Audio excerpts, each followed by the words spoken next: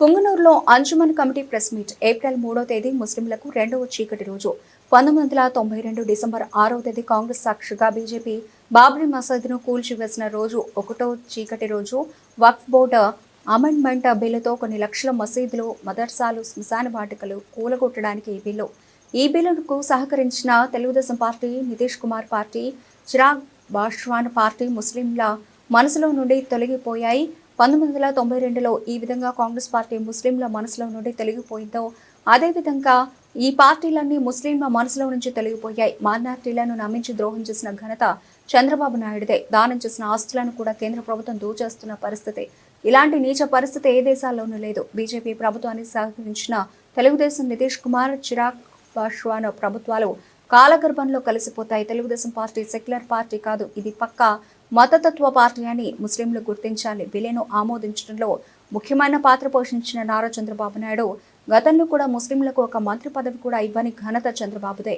ముస్లింలను పూర్తిగా నాశనం చేసే ఉద్దేశంతో చంద్రబాబు పనిచేస్తున్నారు.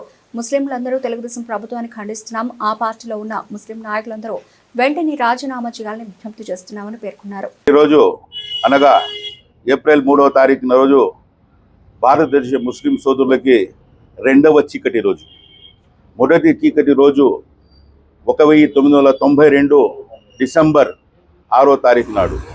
ఆ రోజు భారతదేశంలో ఒక్క మసీదుని భారతదేశ ప్రభుత్వం, ఆ రోజు కాంగ్రెస్ ప్రభుత్వం ఉంది, వారి సాక్షిగా బీజేపీ వారు బాబ్రీ మసీద్ని కూలదోశారు. రెండవసారి ఈరోజు పార్లమెంట్ సాక్షిగా అంటే 2025 సంవత్సరం ఏప్రిల్ 3వ తారీఖు రోజు పార్లమెంట్ సాక్షిగా మరోసారి ముస్లిం సోదరులకి చీకటి రోజు అని నేను పత్రికాముఖంగా తెలియజేస్తున్నాను. ఎందుకంటే ఆ రోజు ఒక్క మసీద్నే కూలిదోశారు. ఈ రోజు భారతదేశంలోని కొన్ని లక్షల మసీదులు, దర్గాలు, ఖబ్రస్థాన్లు, ప్రతి ఒక్క ముస్లిం ప్రాపర్టీని కూలదోయడానికి జరిగిన పన్నాగంలో ఒక భాగమే నిన్న పార్లమెంట్ సాక్షిగా ఈ వక్ఫ్ బోర్డు బిల్ని తీసుకొచ్చి ఆమోదింపజేయడమైనది. దీనికి సహకరించిన సెక్యులర్ పార్టీలైన తెలుగుదేశం పార్టీ, నితీష్ కుమార్ పార్టీ, మరి యొక్క చిరాగ్ పాస్వాన్ యొక్క పార్టీ, వీరందరూ దీనికి సమర్థించిన వారు.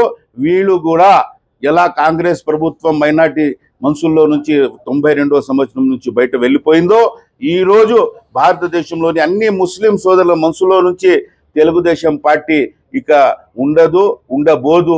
ఎందుకంటే పార్లమెంట్ సాక్షిగా మైనార్టీలకి ద్రోహం చేసిన ఘనత చంద్రబాబు నాయుడు గారిది. ఇది అందరూ చూశారు. ఏ విధంగా పన్నాగం పన్ని ఈరోజు ముస్లిం సోదరుల వక్ఫ్ ఆస్తులని దౌర్జంగా తీసుకోదలుచుకున్నారు. వక్ఫ్ అంటే మనము దానం చేయడం. దానం చేసిన ఆస్తుల మీద కూడా ఈరోజు భారతదేశ ప్రభుత్వం కన్ను వేసి కబ్జా చేయాలని చూస్తున్న ఈ పరిస్థితి ఎక్కడ ప్రపంచ దేశాల్లో లేదు. ఇంత నీచ స్థితికి దిగజారిన ఈ భారత ప్రభుత్వం, బీజేపీ ప్రభుత్వం, దానికి సహకరించిన తెలుగుదేశం ప్రభుత్వం, అలాగే నితీష్ కుమార్ ప్రభుత్వం, అలాగే చిరాగ్ పాస్వాన్ ప్రభుత్వం, వీళ్ళందరూ కూడా కాలగర్భంలో కలిసిపోతారు, మట్టిలో కలిసిపోతారు. ఇదే మాట ఏ పార్టీ అయినా ఇలా కొన్ని కులాలకి, కొన్ని మతాలకి కాల రాయాలి, వీళ్ళని కాలగర్భంలో కలిసేలా చేయాలని